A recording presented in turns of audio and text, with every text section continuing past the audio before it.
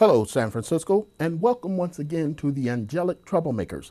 I'm your host, Alan Jones, and on today's program, it's an anniversary, the 40th anniversary of Section 504 protests. Now, what is Section 504 protests?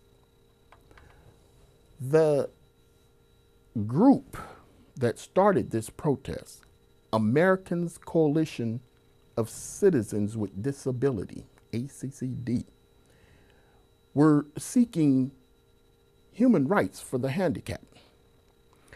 And I, who has never been able to walk due to spina bifida, have a profound respect for the people who not only put this together, but caused something dramatic to happen. Now, this was the precursor to the Americans with Disability Act. This was just the Rehabilitation Act, but there's a section 504 that was put into a law, and it was never acted upon. And so the coalition, they said, we don't want any of this lip service. We want action.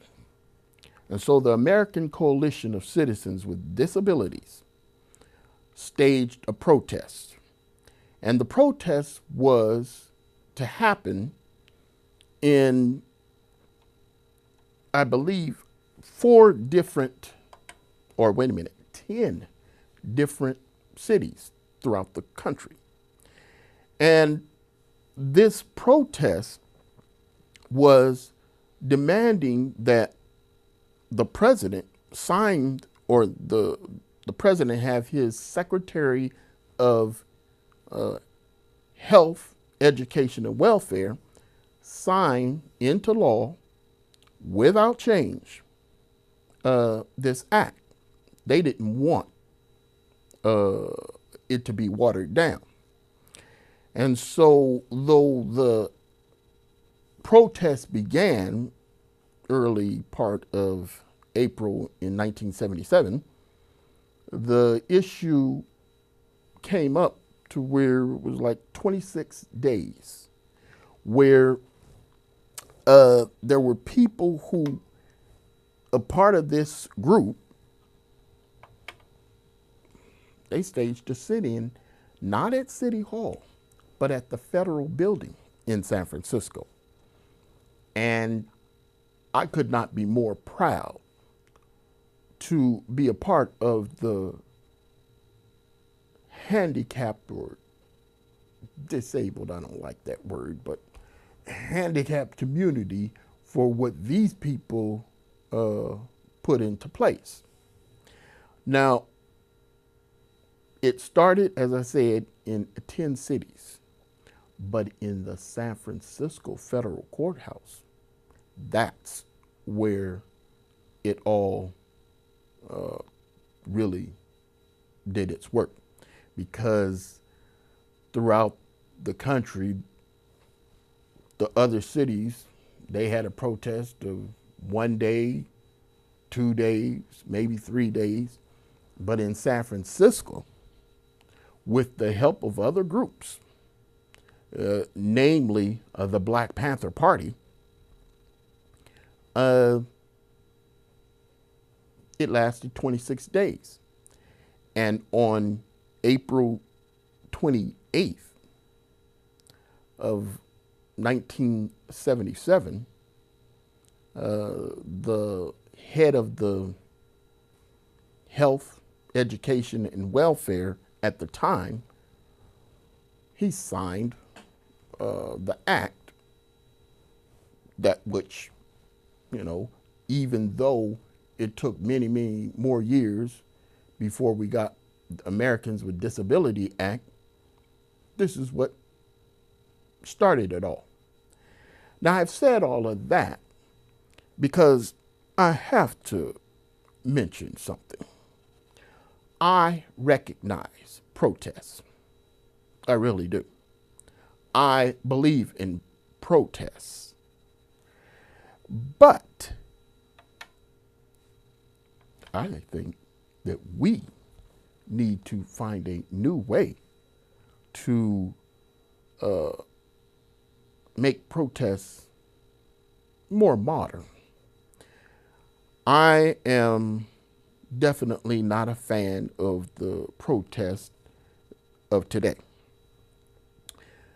but I see how they have helped throughout history make this country a better place. I just think that we need to change up our tactics.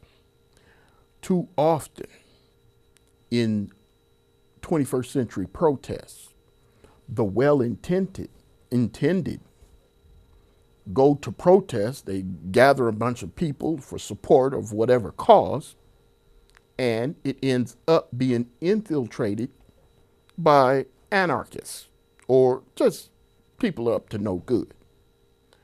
Now, I believe that something should change on that. And the strategy is so weak today when we have such great tools at our disposal. We have Twitter. We have the internet, you know. We have Twitter, YouTube. We have Facebook. I'll get back to this Facebook in a minute. But we have all of these great tools, Instagram, and all kind of others. We have different blogs. I definitely have read an awful lot of things that were not fake news on various blogs. And I've been educated and I greatly appreciate it. But I believe that though the protest of past time is being used incorrectly today, I believe that we need to do something to really modernize protests. And so I, who will not be marching anywhere except to the kitchen, but we need to realize that marching of today has to change. I myself do not see any benefit in, this is a true story, laying down in front of a muni bus here in San Francisco to protest a B-52 bomber flying over Baghdad. Give me a break. Sure, that was the 1990s or the first Gulf War. But I've seen countless protests similar in nature. People who just don't know how to act. They just end up doing anything just to make their point. Well, the point is you're crazy. The fact of the matter is you cannot possibly get your point across by doing something that is so weak, if you will, in the example that I just described. I am going into a new phase where I am going to propose a couple of ballot measures in the coming weeks. And believe me, I understand where people have just given up on voting as a way to change things, but not me. And I can see what is needed.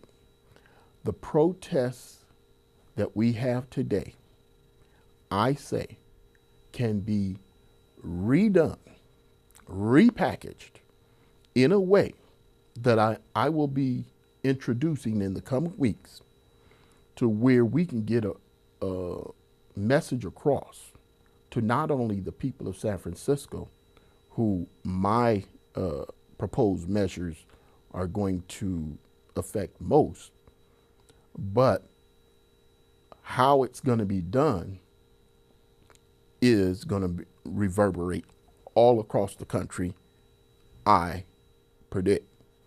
Now, I'm not saying that my protests will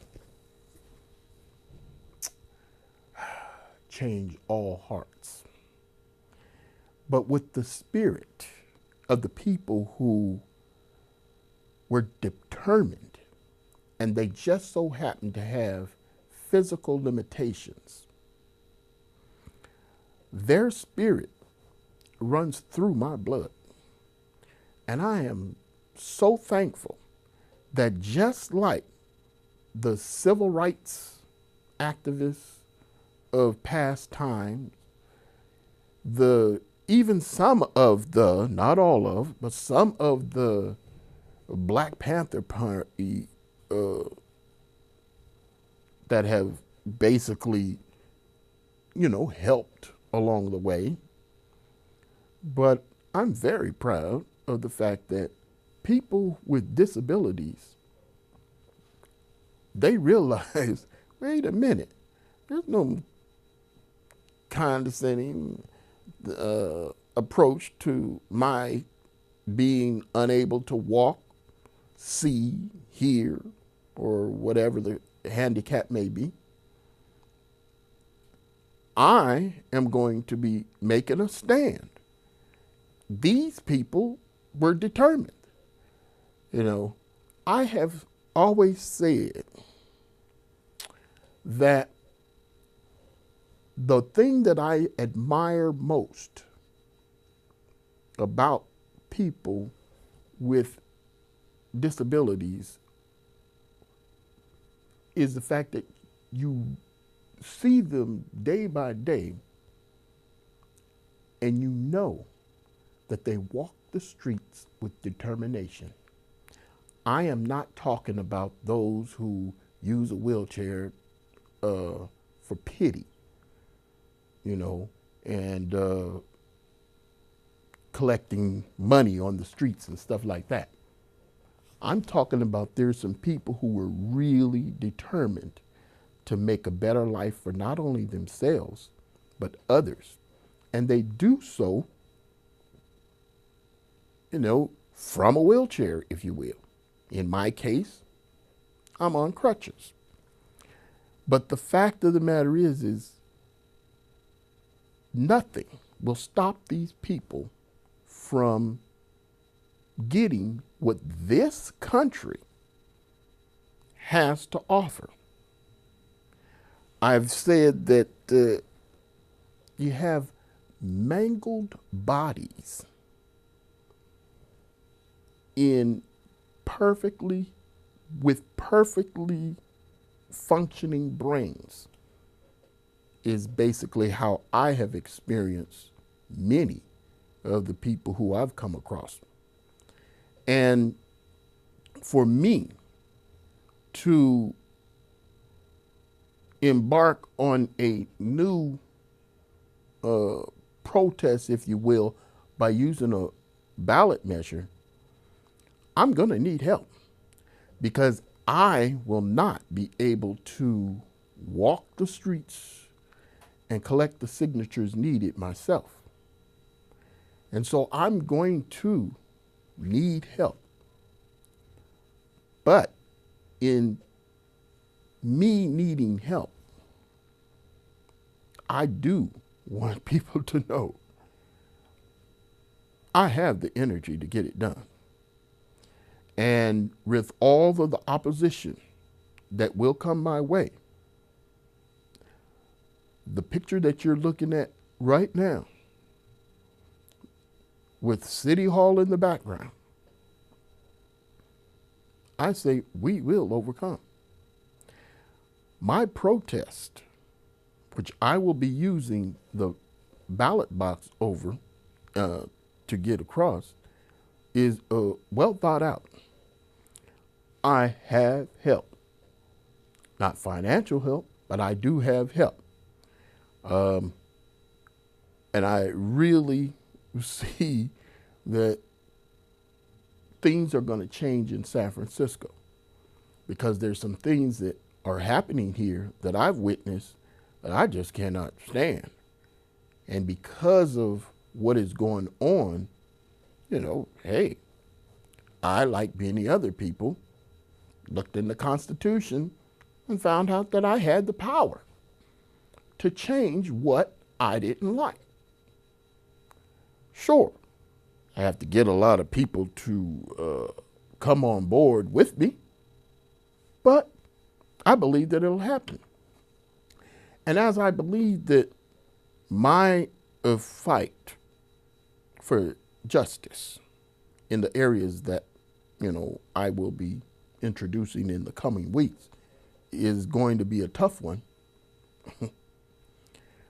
on my email, if you send me an email and I respond to it, at the bottom you'll see something that I coined, and it is: the only thing I love more than justice is the freedom to fight for it. And I see that this country has given me an awful lot of opportunities.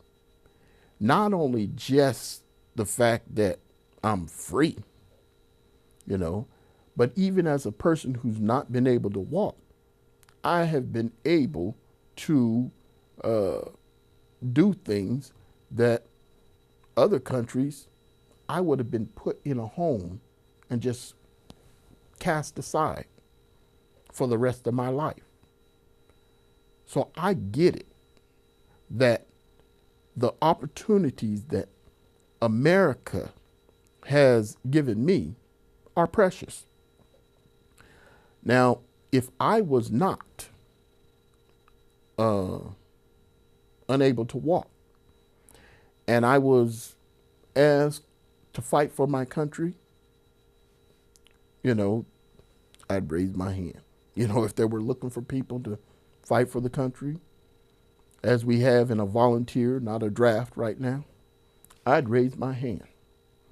If I'm going to fight for my country, I'm also, if I see something wrong, going to fight my country if I don't like what I see going on. So there are certain people in this country who believe that I should just be satisfied, shut up, and enjoy the freedoms that I have here. Well, I do. I just am not going to go only so far. If my country is doing something that's not right, I'm going to fight it with the same amount of determination when I would be fighting in a war to protect those who are here. The issue is we have to respect the fact that there is, as the Bible says in Ecclesiastes, a time for war and a time for peace. Now, if I could just slightly change the meaning, if you will, that war doesn't have to be a physical war. Sometimes it's a spiritual war that I'll take in the prayer. But sometimes that it's a political war. And it's a political war and that must be fought. And when I decide that I'm going to take this, I'm going to take on this fight with full respect for every human being that's in America. I do love America. And part of that love is the fact that if you're doing wrong, I love you enough to say you're doing wrong, and I'm going to ask people to help me to correct this wrong. I have no malice against my local government, but they're doing something that I just cannot sign on to. And because I call myself a San Franciscan, I have to speak up. I've done the route of go to the Board of Supervisors.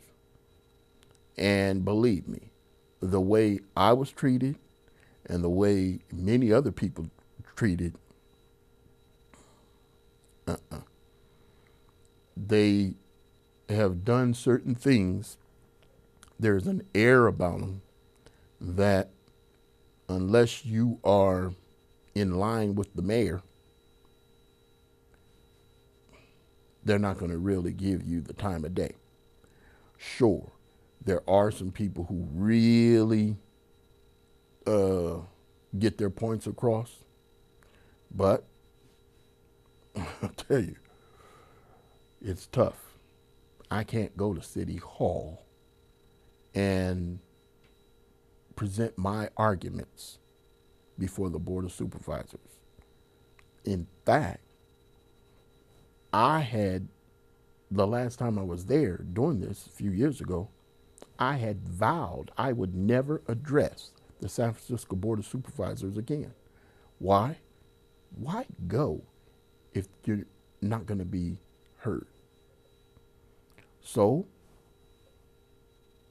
all I have to do is do something that I know will make them hear me. And in doing so, I realized that one of the things that I must do in this ballot measure process is, for what I'm doing, one of them is an amendment, I have to hand deliver to the Board of Supervisors this measure. This is perfect. This is perfect for what I need. And I'm saying that in this life, you have to be willing to take on these tough challenges when you see with your own eyes something is not right. And that's what I'm doing. And I hope that people will join me, because I am only interested in helping make things better here in San Francisco. And hopefully, this protest will go beyond San Francisco City Hall. I really believe that we can make things better if we use the tools that we have before us. And so when I see certain things that are not right, I have to just stand up and just say, wait a minute. And I have to put forth a real solid argument. And put that real solid argument before the people. And I think that this is a better way of doing things. Now, when I started this program, the Angelic Troublemakers, 7 months ago, there were some things that I wanted to get across. But why did I call it the Angelic Troublemakers? Well, there was a civil rights great by the name of Bayard Rustin, and he came up with the term Angelic Troublemakers. He said that communities need more angelic troublemakers. What he was saying at the time is we need more people to get involved and get involved in a way where we stop the wheels by getting right into what's going on. And so that is how I came up with the Angelic Troublemakers, because, hey, I don't mind causing trouble, but there's no violence in me. I don't conduct myself that way, and I don't even like to see it. You can't even get me to watch a violent movie on TV. It's just not my nature. I'm not. If people want to watch movies that senseless violence, that's them. But far as myself is concerned, when I first heard the term angelic troublemakers, hey, I identified with it. And I have no desire to cause confusion. I want to unconfuse the confused. And I say that there's an awful lot of people here who are confused based on the fact that their government is allowing certain things to be happening and they don't know how to respond. Well, we have no greater ally than the Constitution. And of course, I say we have no greater ally than God, but the Constitution really helps us out. And just like a wheelchair for those who just cannot move without the assistance, I say the Constitution is our wheelchair. And so I'm going to use this wheelchair. I'm going to use the political process. I believe in it. There's so many people who have given up on voting, and they don't realize how much help voting changes things. The course of this nation has been guided by voting. People have voted for certain things that have made things better for all. Sure, sometimes slick individuals get certain things passed into law that we all regret someday. But I say voting does change things, and I'm going to use it to the best of my ability to get the things that I believe will help us move forward. And as I say, we will overcome. I'm saying it's through voting that we will overcome, not through protests, violence, running around in the cities, turning over police cars and stuff like that. You know, you have to just think, how is it that some people who did not even know how they can get something done, but they stuck to it from their wheelchairs, and they got what they accomplished? It was 40 years ago. And I'm saying that in the time that it takes to get something passed, sure. Who knows? Sometimes it takes a long time to get something changed. But I say that the people of San Francisco are going to help me.